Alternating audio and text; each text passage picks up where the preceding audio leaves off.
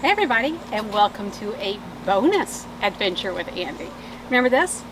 This is our yarn mop from the July 2020 Dye Along with Kim Knits, where we dyed the yarn wrapped around the frame with the just circles of plain water and dabbed the red in a crescent to see how it moved. So we've got a whole bunch of dye left over from that, and I've got this little yarn mop. So we're going to make sure we don't leave any dye behind. We're going to dye this. This is the Wool to Dye for 7525 Superwash Merino Platinum Sock. It is a mini skein, which means it's only 93 yards, and it's 20 grams, so about 93 yards. And it is a 7525 Superwash Merino nylon blend.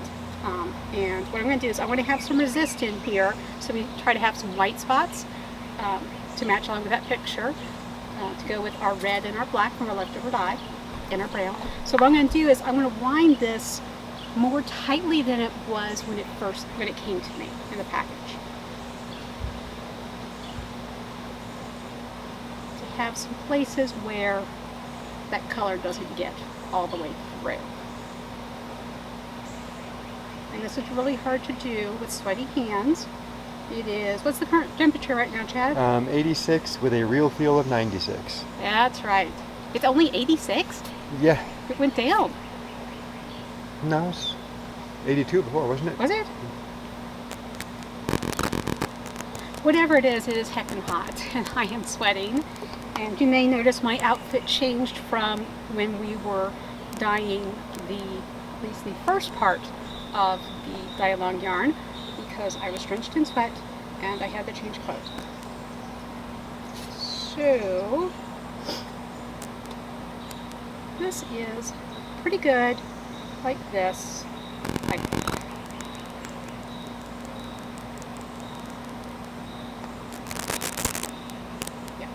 That's pretty tight. It's a little bit tighter than it was before, so that should give us some decent resist.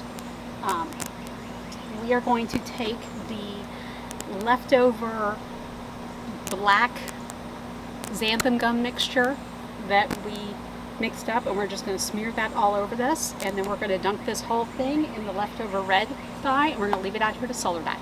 So pretty quick and easy, but it's going to be messy. Okay. And I forgot, we also still have a little bit of our brown left. So we will do something with that. So first I'm just going to take this, and this is going to be completely messy. There's no way around it.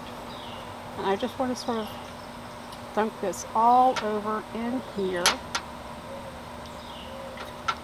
And I don't know if I can even use all of this for this. I might be freezing some of this, because I definitely want to make sure that I have some areas for the red.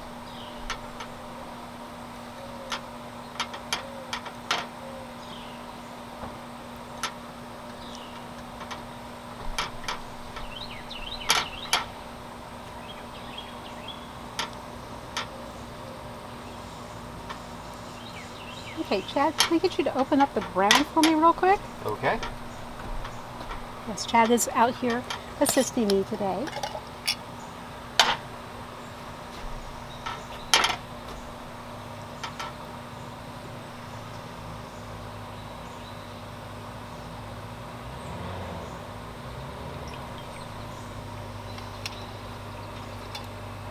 Actually, you know what?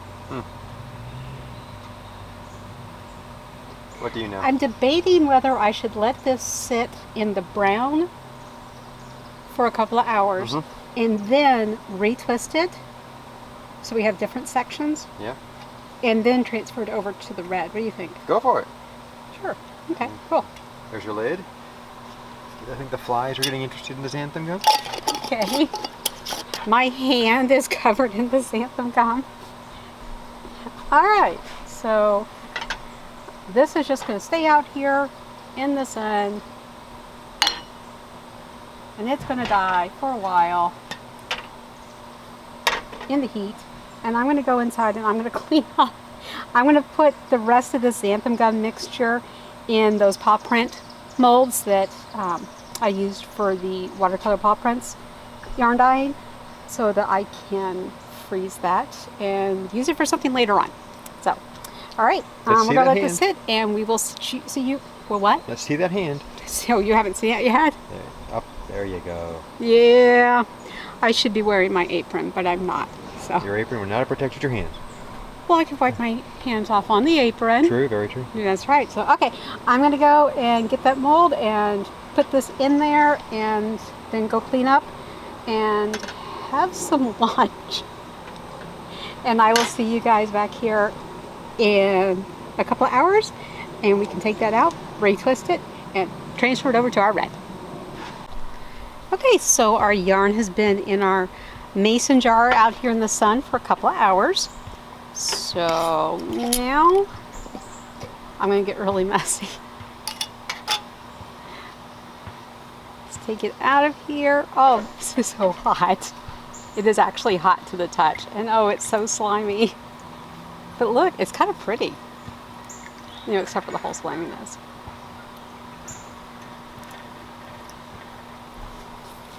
Okay, so you can see what we've got here now. We've got a little bit of resist in there, so I'm going to skein it all up again, twist it up.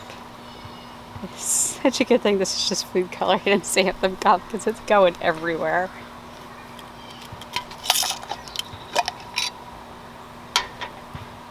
Oh, that just looks disgusting. This one, it looks like algae. Yeah.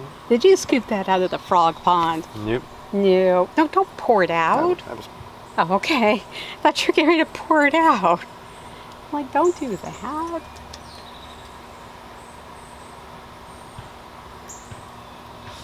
Okay.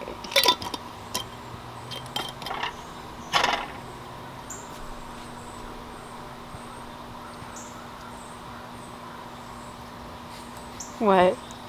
Just looks viscous. It feels viscous. You want to feel? No, I'm okay.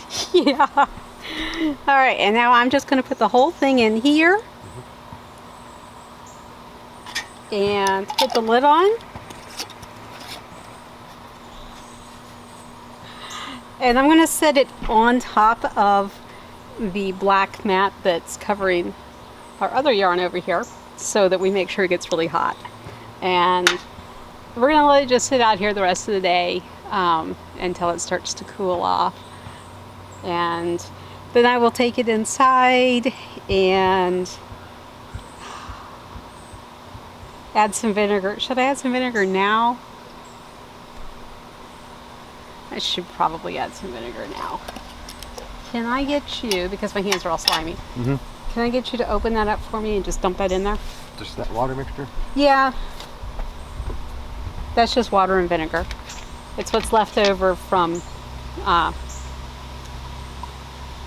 dyeing our dye-along yarn. So, told you my hands are slippery. It's stuff. Here, Chad's backing away from me. I'm going to touch you.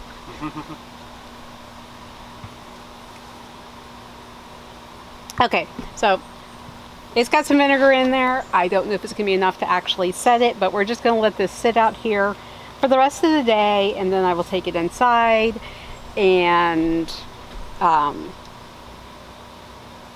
probably heat set it in the crock pot. That might be a tomorrow thing, because tonight I have to heat set the other stuff in the crock pot. So this could conceivably end up staying out overnight, because it's in a glass jar, so I don't have to worry about the fox getting tangled up in it.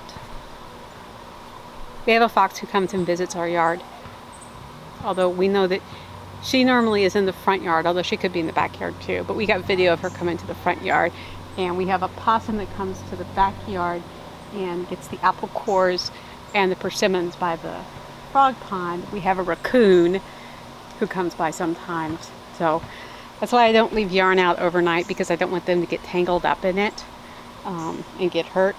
But this being in a mason jar should be safe for them, so it might just stay out overnight tonight and into tomorrow. But I don't know. I will decide. We'll see. For now, I'm going to go and wash my hands because this stuff feels so weird.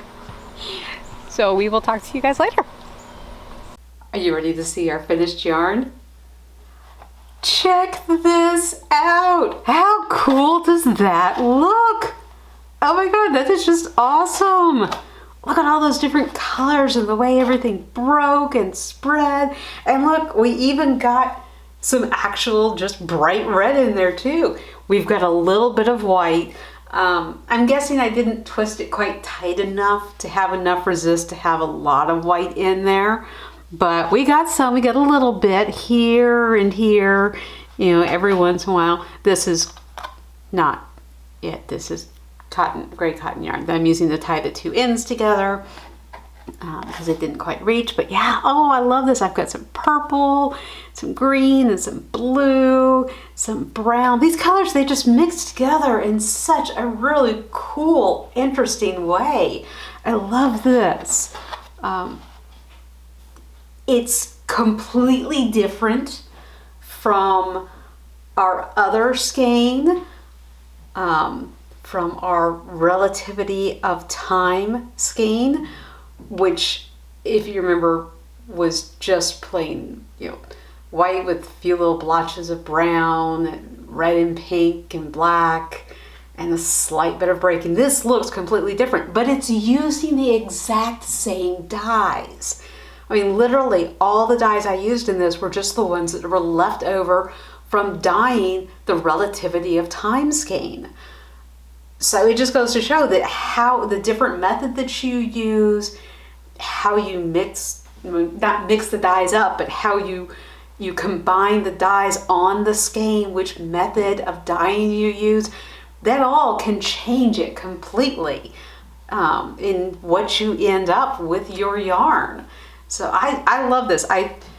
This is going to be a really good starting point for me in designing the green water skein of yarn, the green water colorway, to go, you know, inspired by my short story Green Water that appeared in the Tales of Cthulhu Invictus Britannia anthology that Golden Goblin Press put out. I'm just so excited by this. It's not quite right for that, but it's really cool. I think it's a great little bonus skein of yarn. You want to see the swatch? It's a tiny swatch, but look how that knits up. That is just so gorgeous. I love that. With the little pops of red, we've got our purple running through, because of course we didn't get actual true black. That would have taken a really long time. We've got a little bit of blue there. We've got our browns. I mean, it looks really, really cool. And yes, this is a teeny tiny swatch. Normally I try to do 35 stitches by 35 rows for a standard size swatch so that all my swatches are the same size. But because this was a mini skein and there's not a lot of yardage in it, and I didn't want to use all of it up on the swatch, I just did 20 stitches by 20 rows. So it is a much smaller mini little swatch, but you can definitely see how these work up, and it's gorgeous. And I actually think this is going to work really nicely as a border to go with our Relativity of Time skein when I knit it into a shawl. I think it's a nice contrast, the two of them, that it'll give it that really nice contrast that you want to have in a knitted on border for a shawl. Some people like to have it. In some shawls it looks nice. I think it's going to work out really interesting.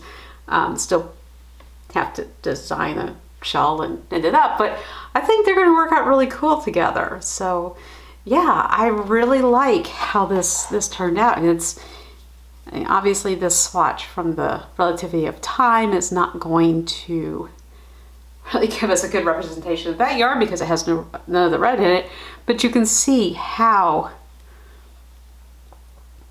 this skein, our bonus skein, looks up against it, and they work really nicely together. So yeah, but that is our bonus skein from the Kim Knits July 2020 die along. I have no idea what to call this skein. None whatsoever. I've been thinking about it and nothing has really just leaped out at me. So I'll keep thinking about it and I'll come up with something to call it. It's just gonna take me a while. But anyway, I hope you had fun dyeing this bonus skein of yarn with me. Maybe it's inspired you to take advantage of the heckin' hot summer weather if you're up here in the northern hemisphere with me, and go out there and dye some yarn of your own. Or, you know, maybe you prefer to paint. So put some paint on some paper or something. Get out there and just make something that only you can make. So I hope you have a wonderful day, and I will see you on our next adventure. Bye!